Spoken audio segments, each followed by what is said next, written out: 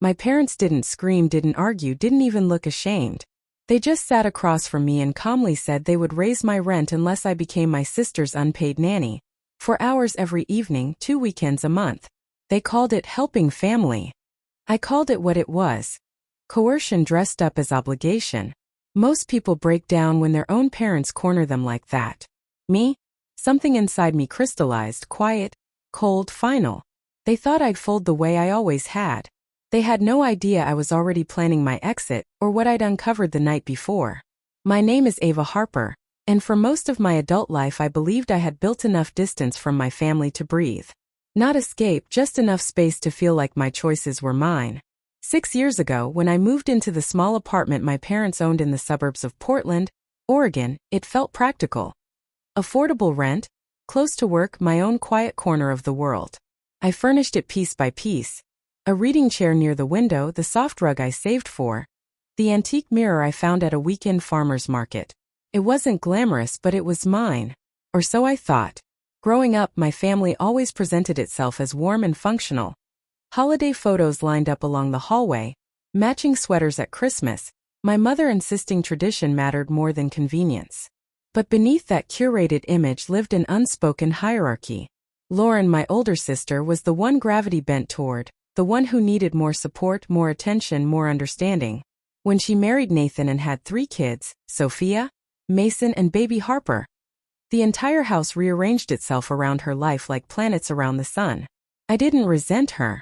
Not really. I just learned early that in our family I was the capable one, the one expected to adjust, compromise, absorb. If Lauren needed help, I gave it. If my parents needed a favor, I rearranged. If a boundary felt uncomfortable, I swallowed it. It was easier that way. But the thing about swallowing too much for too long is that eventually something catches in your throat. In the weeks before that family meeting, I had sensed a shift, a certain urgency in my mother's messages, the way she emphasized family responsibility in passing comments. Lauren sounded exhausted every time we spoke. Her voice stretched thin as she talked about sleepless nights and Nathan's work trips. Still, I didn't imagine they were preparing to pull me back into the gravitational field I had spent years stepping away from. My job, ordinary by some standards but hard-earned by mine, finally felt stable. I'd climbed through long hours, difficult clients, and endless reports to become the financial analyst I was proud to be. I wasn't wealthy, but I was steady, independent, on track, and that mattered to me more than anything. So when the email arrived titled "Family Meeting Mandatory," I assumed it was another one of my mother's dramatic attempts to gather us for something trivial, like the time we debated kitchen cabinet colors for 45 minutes. I didn't know that walking into that house, everything I thought was mine, my space, my plans, my peace, was about to be leveraged against me. The minute I stepped into my parents' living room, I knew something was off. My father was pacing near the fireplace, hands clasped behind his back, the way he did when delivering bad news. My mother sat perfectly upright on the edge of the couch, ankles crossed, lips tight. Lauren was in the armchair twisting her wedding ring, a habit she'd had since high school whenever she felt guilty or overwhelmed. "You're late," my mother said the moment I walked in. "It's 11:58, I replied. The meeting was at noon. She waved off my words as if time itself bent to her expectations. My father gestured to the love seat. "Sit. We need to talk." The room felt heavy, the kind of silence that makes your skin prickle. I sat, placing my purse beside me, waiting for whatever performance this was. Lauren didn't look up. That was the first red flag. My mother inhaled sharply. "Your sister needs help." Lauren's shoulders tensed. "I'm drowning, Ava," she whispered. "Nathan's gone so much. The kids, it's just too much." I nodded slowly. "Okay, what kind of help are we talking about?" My father stepped in. "As a family, we support each other. Your mother and I think the best solution is for you to take on more responsibility with your niece and nephews." "Responsibility?" I repeated. My mother leaned forward, producing a folded sheet of paper from the coffee table, as if she'd spent hours preparing it. "A simple schedule," she said. "Just until things calm down." She read it aloud like a contract. "Pick up Sophia at 3:15. Pick up Mason at 3:30. Bring them home. Supervise homework. Prepare dinner. Stay until Nathan returns. usually around 7 o'clock, and we'll need you at least 2 weekends each month for full-day support. My mouth went dry. You're asking me to babysit every day? My father's voice hardened. We prefer the term helping family. I work until 6 o'clock most days, I said. Sometimes later. You can adjust, he replied simply. Your job shouldn't come before family. There it was, the dismissal, the minimization of everything I'd built, everything I'd sacrificed. And if I don't adjust? I asked quietly. My parents exchanged a practiced glance. My mother folded her hands in her lap. Then we'll need to reconsider your current rent. $800 is far below market value. If you refuse to help, we will raise it to a fair price. My stomach dropped. Are you threatening to raise my rent unless I become Lauren's unpaid nanny? My mother didn't even blink. We're asking you to contribute. If you won't, then yes, your rent will reflect market rate. Lauren finally looked up, eyes pleading. I really need you. And something inside me snapped. Not loudly, not dramatically, but quietly, like a thread pulled too tight for too long. I stood. I need time to think. My father shook his head. We need an answer today. You'll have it, I said, walking out the door. But it wouldn't be the one they expected. The moment I got back to my apartment, I closed the door and leaned against it, letting the silence settle over me. My parents' voices still echoed in my head, calm, certain, entitled, like they had already decided my life for me. For a few minutes I just stood there staring at the familiar shapes of my living room. The soft rug, the reading chair by the window, the mirror that caught the late afternoon light. All the little things I'd chosen carefully, believing they belonged to me. Now I knew they were leverage, not stability. Leverage. That realization burned. I sat at my desk and pulled out my lease. I'd signed it years ago without thinking much about it, trusting that my parents wouldn't weaponize it. But as I read through every line, my heartbeat shifted from panic to something slower, colder. They couldn't raise the rent immediately.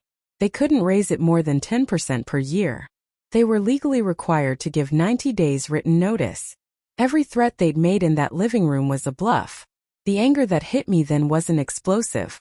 It was clarifying, sharp, controlled, the kind of emotion that makes everything suddenly make sense. I opened my laptop and began searching for apartments. Within hours, a real estate agent sent me listings that were within my budget. By the next morning, I'd taken 3 vacation days from work and scheduled tours. On Wednesday afternoon, I found a renovated industrial-style apartment 20 minutes away. Exposed brick, tall windows, a space that felt honest, untouched by expectation. I applied on the spot. By Thursday morning, the approval came through. I didn't tell anyone. Not a word. Thursday night I started packing. I worked deliberately, room by room, folding clothes in silence, wrapping dishes in paper, labeling boxes with calm handwriting. The apartment slowly transformed into a half-empty shell. The more I packed, the more I felt like I was reclaiming something I hadn't realized I'd lost. On Friday I drafted my 60-day notice, exactly as the lease required. No emotion, no explanation, just facts. I printed it, signed it, slid it into an envelope and sent it by certified mail. By Saturday morning the movers arrived right on time. Rain pattered softly against the windows as they carried out my furniture, my books, my carefully chosen decor.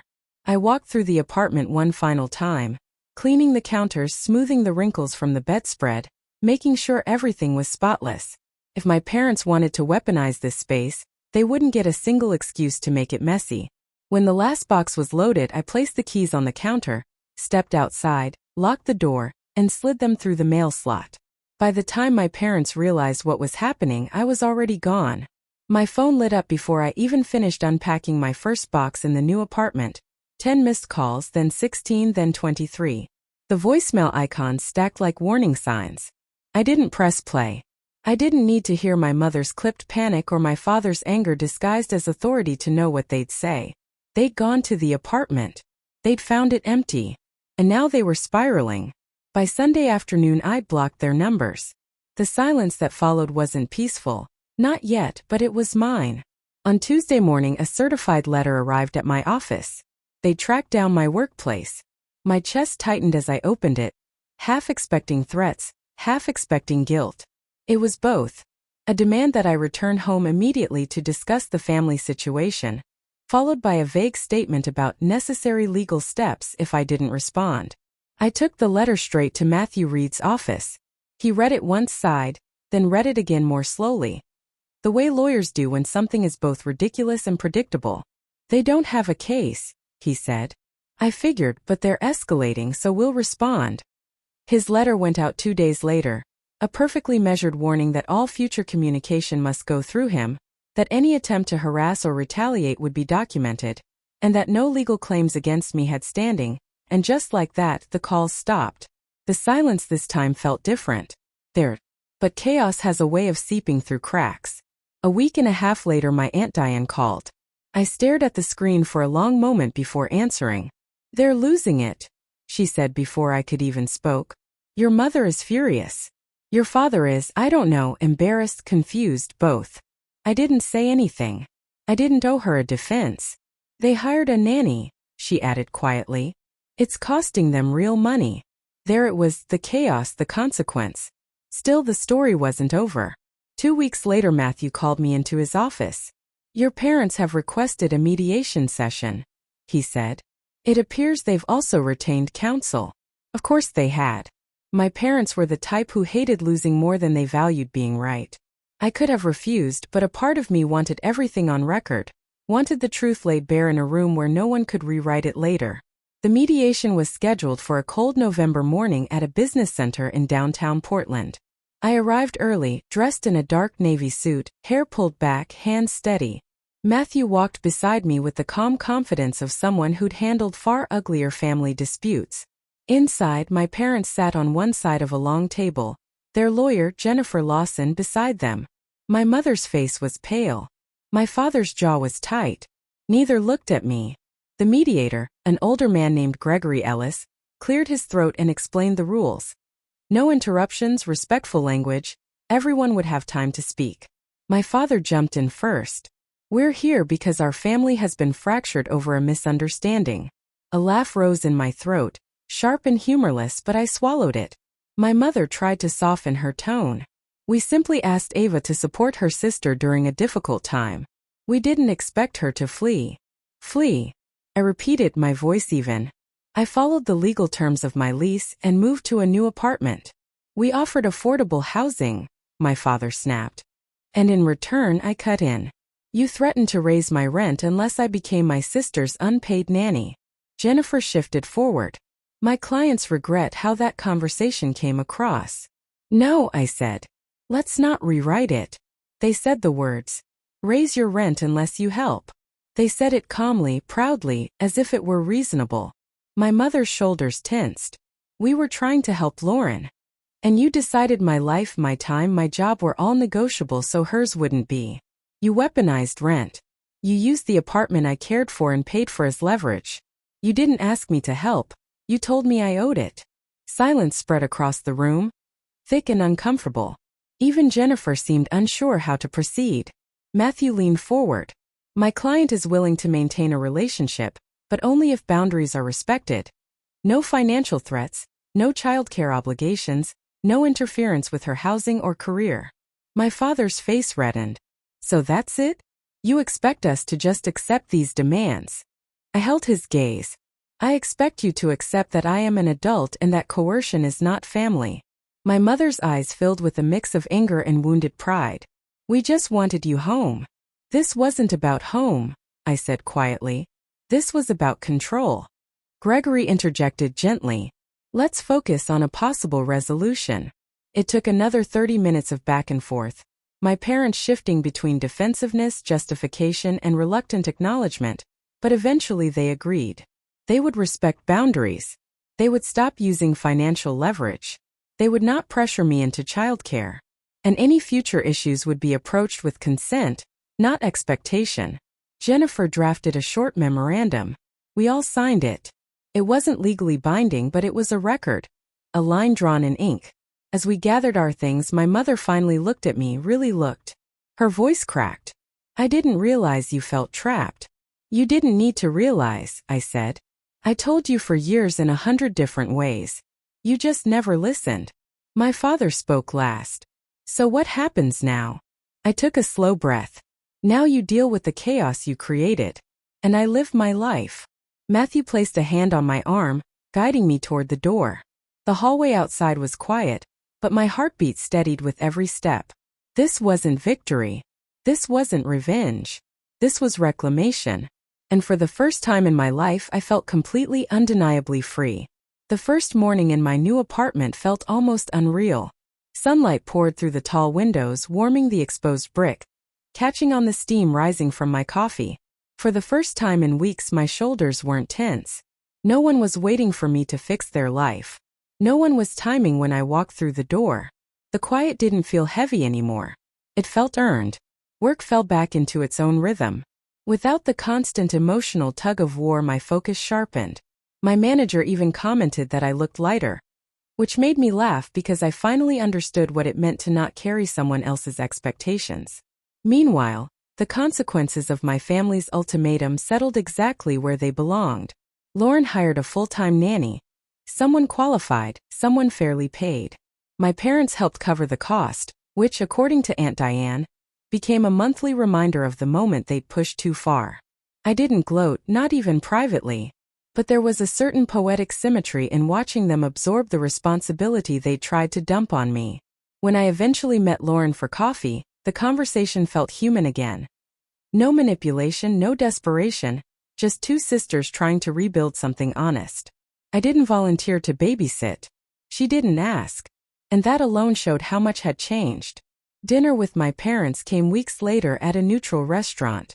It was awkward at first, but civil, careful, almost fragile. They asked about my new place, my work, my routine. I answered with the confidence of someone who finally understood her own worth. Our relationship wasn't healed. Not fully. Maybe never. But it was no longer built on obligation. And that was enough. Looking back, disappearing wasn't an act of rebellion. It was an act of survival. Setting boundaries didn't destroy my family. It revealed what was already broken, and what could finally be rebuilt. I learned that love without respect is just control dressed up as tradition. And no one deserves to live under that weight. If you've ever felt cornered by the people who were supposed to protect you, know this. Choosing yourself isn't selfish. It's necessary. If this story resonates with you, share your thoughts in the comments and make sure to subscribe. There are more stories ahead, and you don't want to miss the next one.